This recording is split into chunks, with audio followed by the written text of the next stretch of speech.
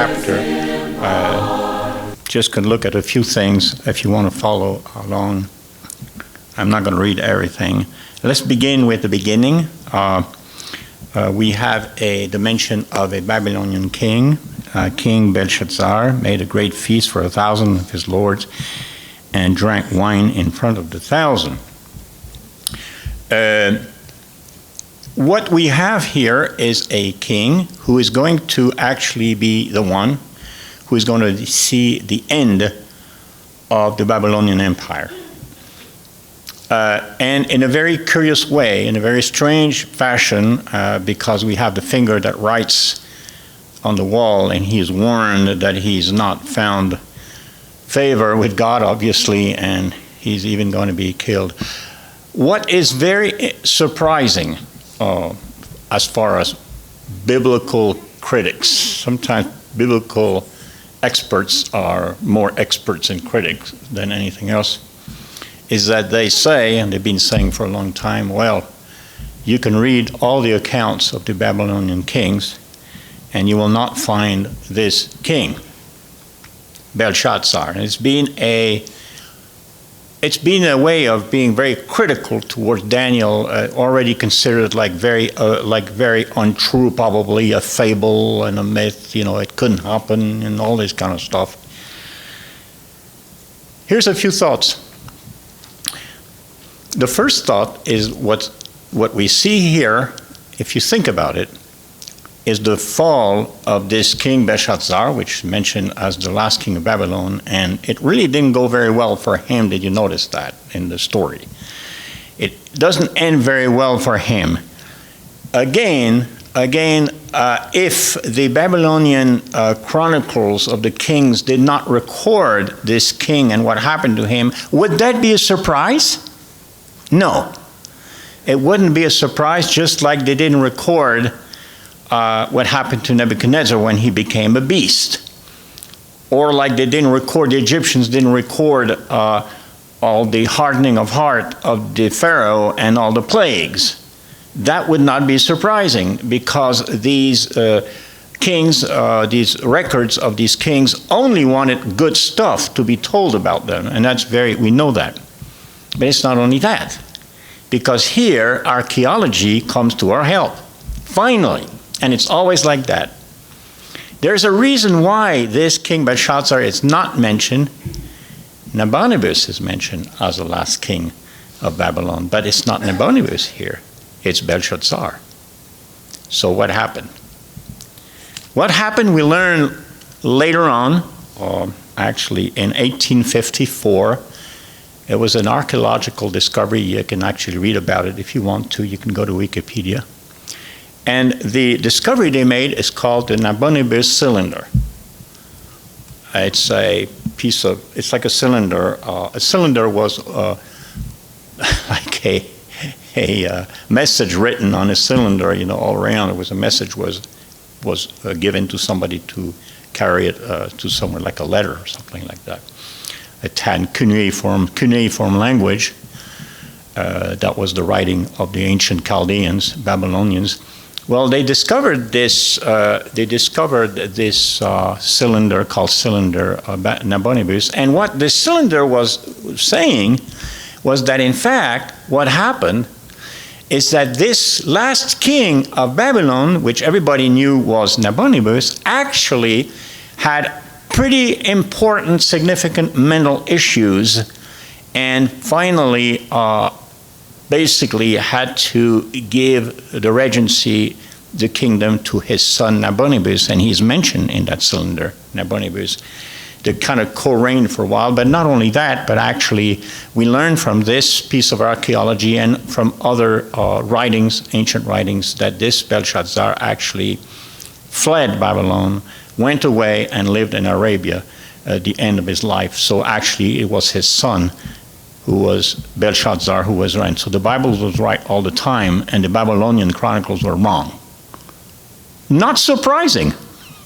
And when you study archaeology a little bit, it's amazing how little by little you see how the Bible proves itself to be right, historically and all, when everybody thought, oh, there's something probably wrong in the Bible. And it's interesting to me how the experts of the Bible are so quick to find something wrong in the Bible. I don't know why they become experts of the Bible. What is their motive? If that's all they can do. It's like movie critics, who are experts in finding every little thing that's wrong in a movie, I don't know, or people who are always finding little thing that's not right. Anyway, that's what happened here. So we read in verse 2 that Belshazzar, when he tasted the wine, commanded that the vessels of gold and of silver that Nebuchadnezzar, his father, had taken to the temple. So he's using these vessels of worship that were in the temple that were brought over when Nebuchadnezzar conquered Jerusalem, destroyed the temple. They're using that for their big feast and to worship their idols, their gods. Again, it says that Nebuchadnezzar, his father, again, we'll have to, some of the experts will say, oh, it's not his father, actually. It was not really his father, it was more his grandfather. Well, the thing is that this word father, or like the word son, is in the Semitic languages, whether it's in Hebrew and other ancient languages in the Middle East, it does mean father, but it also is used for ancestor. You remember that Jesus is called the son of David. He's not the son of David, literally.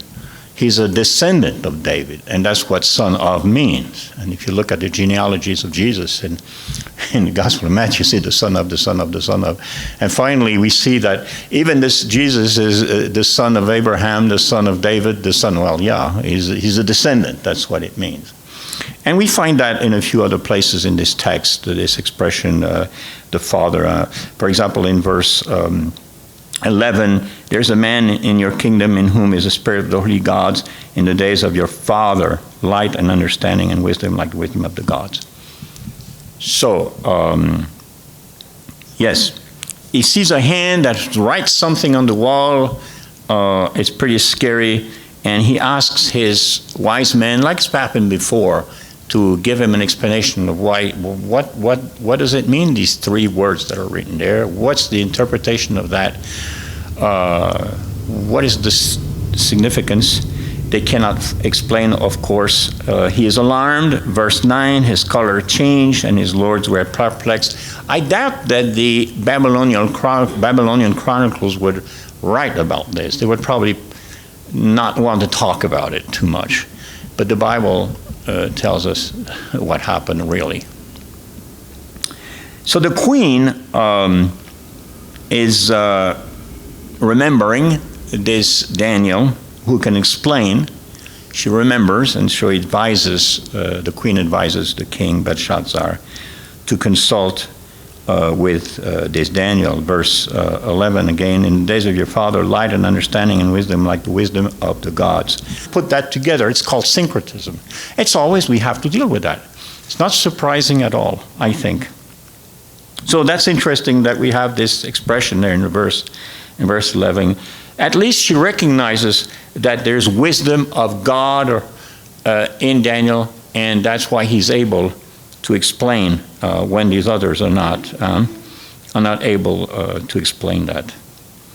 At this point, if you look at the dates a little bit of these kings and all of that, this is actually 538, because this is the year that Cyrus, the king of Persia, is going to take over. It happened at that point.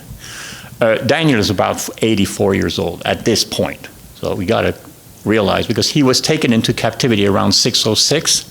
He must have been around 20, maybe a little younger, maybe 18, 17. He was a young man. And here we're in 538. So if you count the years, he's about 80, 83 years old, 84 maybe. So at this point, he is an older man. At this point, under this Babylonian king. But he's going to continue to live, apparently for a while, for a few years, also under some of the Persian kings. And so that's what we see in Daniel. If we continue the reading, we'll see that. So Daniel is brought before the king, and again, verse 14, I have heard of you that the spirit of the gods, again, I noticed that is, yes. Yes. He could have been killed immediately right then. Right, he could have, yes. So that would be the very Yeah. Right. Yeah. By refusing the gifts, he could have really been risking his life. That's true. In fact, a number of commentators point that out. That's true. Now let's read the important verses where Daniel is explaining the whole thing. You know what's going on here with this king, and look how direct Daniel is, just like he was with the other kings. I mean, there's a directness. There is a lack of fear on the part of Daniel of the higher powers. It's not that he is insulting them or he doesn't respect. He's always shown respect, I think. He doesn't insult them, but he tells them the truth. And sometimes people have a hard time telling the truth to people who are in power. Sometimes I have a difficult time to do that. But I think that's something that we have to think about, play about, and learn that, you know, people are human beings. Whether they have power or their authority, they still need to know the truth. And I think that's a huge weakness. Whenever people who have been risking his life, that's true. In fact, a number of commentators point that out. That's true. Now let's read the important verses where Daniel is explaining the whole thing. You know what's going on here with this king, and look how direct Daniel is, just like he was with the other kings. I mean, there's a directness. There is a lack of fear on the part of Daniel of the higher powers. It's not that he is insulting them or he doesn't respect. He's always shown respect, I think. He doesn't insult them, but he tells them the truth. And sometimes people have a hard time telling the truth to people who are in power. Sometimes I have a difficult time to do that. But I think that's something that we have to think about, play about, and learn that, you know, people are human beings. Whether they have power or their authority, they still need to know the truth. And I think that's a huge weakness. Whenever people who claim to have faith, who claim to be Christian, are intimidated by people because of their positions and will not tell the truth, I think that's really sad. And that does not help our witness. It doesn't help the kingdom. The kingdom we need to be able to tell the truth. And Daniel was like that. So, O king, the most high God gave Nebuchadnezzar, your father, kingship and greatness and glory and majesty. So you see, he acknowledges his greatness. No problem. And because of the greatness that he gave him, all peoples, nations, languages trembled and feared before him, which is true. Whom he would, he killed, and whom he would, he kept alive.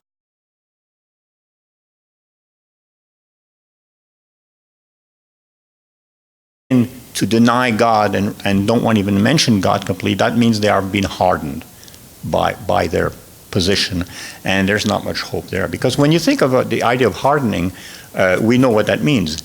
It comes from the idea that, you know, God says, I'm going to write my law on your hearts. Well, back then, one of the things they used to write was clay. And it had to be soft. And the cuneiform writing of the Chaldeans, they would write with a very thin little instrument, I don't know how it's in English. On the clay, they would write like that, and then it would harden. They would put in fire, and then you couldn't change. It would remain like that. And we still have some of these in some of the museums, like British. I saw a number of British Museum of those tablets. You know, you could still read them today after 3,000 years. But the idea, once it's hard, you can't write on it anymore. God cannot do anything with a hardened heart. So this is something to be very careful about, becoming hard to the point that God cannot write anymore. He cannot convince. He cannot touch our heart because our heart is hardened. And so that's what happened here. So he's brought down from his kingly throne, and his glory was taken from him. He was driven from among the children of mankind. So that was Nebuchadnezzar he's talking about here. He was fed grass like an ox. His body was wet with the dew of heaven. He reminds me the whole story of Nebuchadnezzar, until he knew that the Most High rules the kingdom of mankind and sets it over whom he will. And you, his son, again, he's not his son. He's his grandson. It's the same thing. You, his son Belshazzar, have not humbled your heart, though you knew all of this. You have lifted up yourself against the Lord of heaven, and the vessels of his house have been brought in before you. You and your lords, your wives, your concubines have drunk wine from them. You have praised the gods of silver and gold, of bronze, iron, wood, and stone, which you do not see or hear or know, but the God in whose hand is your breath, and whose are all your ways, you have not honored. This is what a powerful teaching when you think what is he trying to teach him here? A lot of stuff. He says to him, the God in whose hand is your breath. These other gods that they worship, they're just nothing. They don't even exist. They don't live. And whose are all your ways you have not honored. It's because of God that you're alive. He's the one who makes you live today. That's what he's saying. So from his presence a hand was sent, and this writing was inscribed, and this is the writing that was inscribed. So this in capital letters here, 3 words. 3 words, one is repeated first. Mene, Tekel, and Parsin. Tekel is not the dog. I think there's a dog called Tekel. Is that a kind of a dog? It's not the one. So this is the Aramaic language.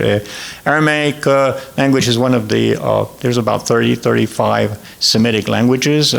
Hebrew is one, Arabic is one.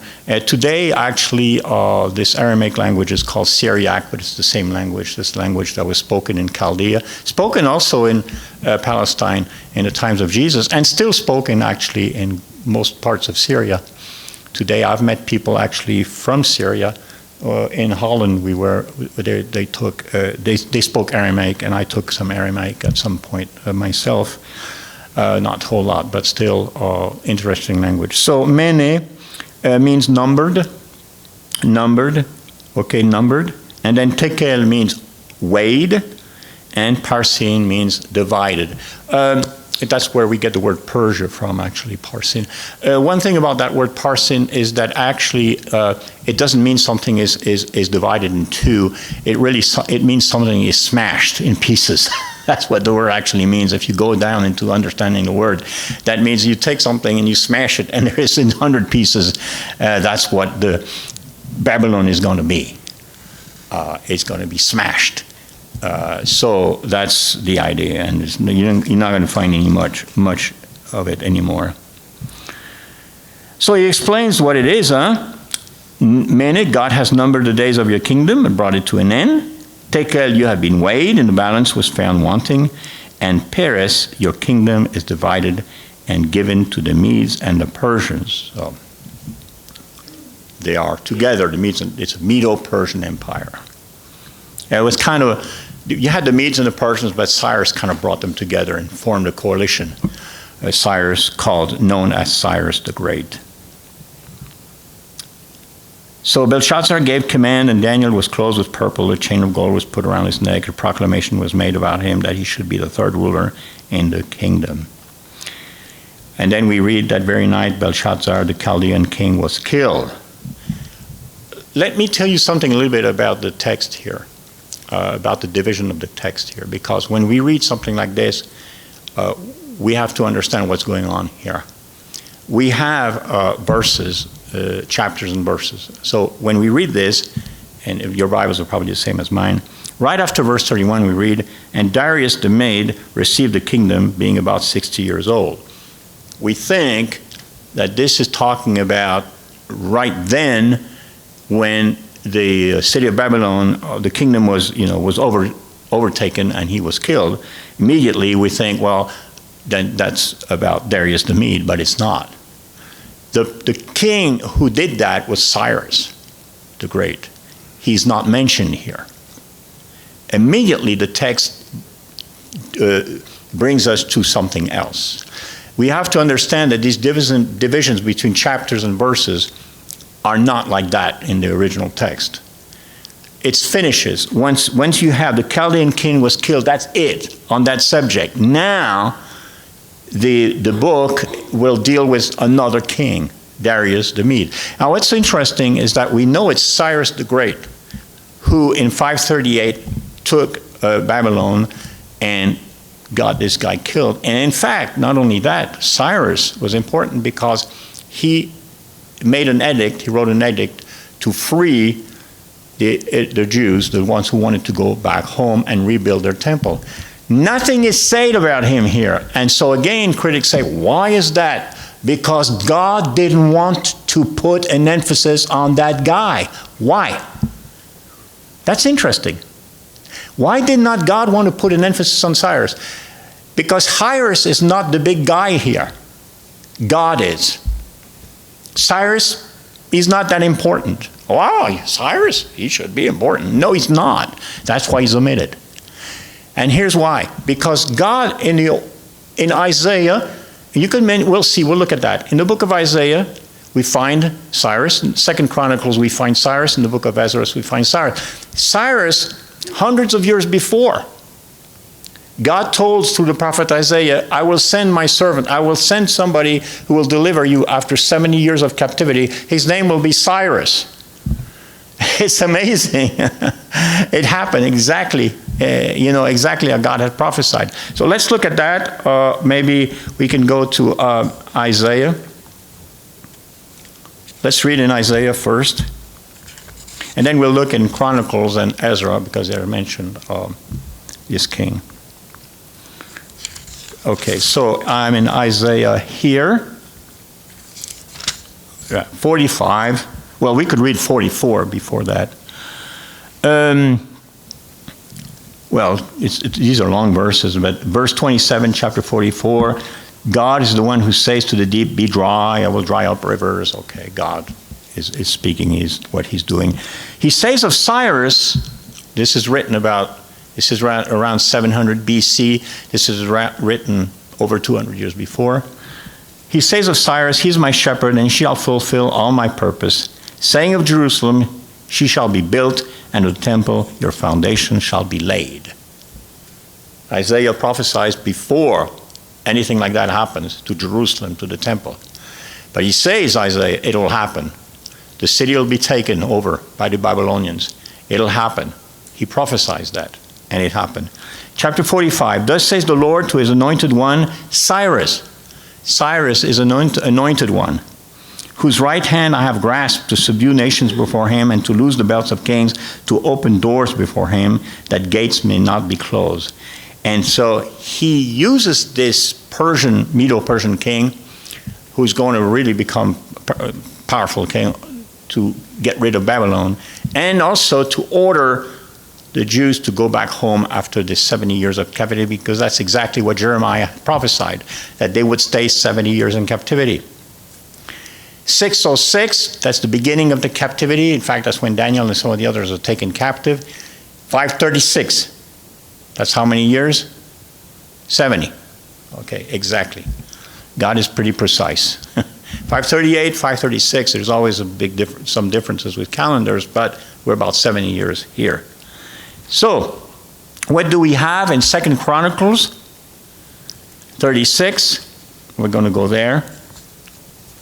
2 Chronicles 36. That's the end of the second book of Chronicles, actually. And it ends with the proclamation of Cyrus. 2 Chronicles ends with the proclamation of Cyrus of freeing the Jews. In the first year of Cyrus, king of Persia, that's 538, 536, depending on, that the word of the Lord by the mouth of Jeremiah might be fulfilled, the Lord stirred up the spirit of Cyrus, king of Persia, so that he made a proclamation throughout all his kingdom, put it in writing. Thus says Cyrus, king of Persia, the Lord, the God of heaven, has given me all the kingdoms of the earth. He has charged me to build him a house at Jerusalem, which is in Judah. Whoever is among you of all his people, may the Lord his God be with him. Let him go up. Now, did Cyrus believe in the God of Abraham, Isaac, Jacob? It looks like it. No. He was a Zoroastrian. He believed in Zoroastrian God. But he recognized there's something there. Again, we are here with what? I've been talking about syncretism. However, there's more here than that. Somehow, something happened that this king absolutely felt that he had to free those Jews. How do you think God spoke to him? You know what? I don't know. What can you suppose? Dream. These other kings had dreams. this one maybe had dreams too. Now, the Persian kings, the Persian accounts, record this about Cyrus the Great, because that was not problematic for him to liberate. But you see, the Zoroastrians had beliefs that were different from the Babylonians. Some of the beliefs, and Zoroastrian is an interesting religion, I don't want to go into it, but it has some similarity to the biblical concepts, some, but not a whole lot. First of all, they didn't believe in all the different gods. They only believed one bad god, one good god. That's Zoroastrianism. Actually still believed in Persia. Yeah? That was the religion of Iran. I mean, Iran was never a Muslim country before Khomeini. The Shah of Iran was a Persian. He believed he descended from Cyrus. He did actually come from Cyrus, his family. The Shah of Iran back in the 70s, was overthrown by the revolution. So Iran was never a Muslim country. That's a modern myth, So that's interesting. But they have something about the Zoroastrian religion that makes it, we understand more why he would have wanted to free the Jews. But I don't want to get into that. That would be another study to talk about Zoroaster and what it means and how different it was. And it's an interesting discussion. Anyway, the book of Ezra, I want to read a few verses in Ezra. It's right after 2 Chronicles. It just follows, okay? Ezra talks about, the scribe, accompanies the Jews after the Cyrus makes a proclamation. They several thousand, about 42,000, return to Jerusalem. They're going to rebuild the temple and all of that, and the city. And so Ezra is one of those, this scribe who goes with them, and we have this book here. In the first year of Cyrus, king of Persia, that the word of the Lord by the mouth of Jeremiah might be fulfilled, the Lord stirred up the spirit of Cyrus. He's repeating what 2 Chronicles says. So that he made a proclamation throughout all his kingdom and also put it in writing. And he repeats basically what God had told him to do was to let the Israelites go back and let them rebuild their temple and their city. So if we go in Ezra, I want to go back into Ezra and read in chapter 4, because I want to talk a little bit about Darius that's mentioned here. In Daniel, like I say, the Medo-Persians come and destroy the city, they kill the king, and then suddenly we have Darius. So where is Cyrus? What's going on? Well, that's it. He's not even mentioned there. But in Ezra chapter 4, verse 4, the people of the land discouraged the people of Judah and made them afraid to build. They bribed counselors against them to frustrate their purpose all the days of Cyrus of Persia, even until the reign of Darius, king of Persia. So during the time of Cyrus, and he didn't rule that long after he took over Babylon. He didn't rule for many years, just a few years. Under Cyrus already, there's opposition to rebuild the city, rebuild the walls. Some people don't like to build walls in cities. I don't know why. Sometimes they're needed walls in cities, But anyway, they didn't like that. They tried to oppose that. And then that happened again under Darius. That's what it says here. So you see that this king is mentioned here. And I'm going to look again in chapter 6 of Ezra. We see that Darius, the king, makes a decree, and search was made in Babylonia, in the house of the archives, where the documents were stored. And in Ecbatana, the citadel that is the province of Media, a scroll was found in which was written a record.